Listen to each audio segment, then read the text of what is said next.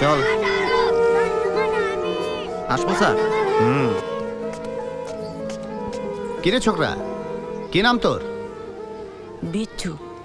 কি স্যার ওর নাম বিশ্বু। কি নাম? স্যার খাতায় ওর নাম আছিল আনোয়ার হোসেন, কিন্তু এতিমখানায় সবাই ওরা বিশ্বু বলেই ডাকতো। কেন, বাদরামি করতো নাকি? একটু একটু তো করতোই। বিশ্বু কি আর হুদাই নাম হইছে? হ্যাঁ, এইখানে কিন্তু বাদরামি চলবো না, কড়া নিয়ম কানুনের মধ্যে থাকতে হইব। এইখানে কেন আইছ জানস? তুই এতিম, তোর বাপ মা কেউ নাই। শোন, এইখানে লেখাপড়া শিখবি আর হাতের কাজ করবি। এমন কাজ শিখবি যাতে ভবিষ্যতে কাজে লাগে, বুঝছস?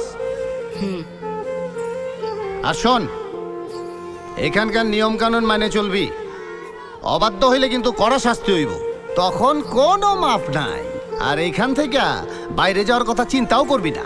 অবশ্য সেটা পারবিও না। যা, ঘরে নিয়ে যা। চল।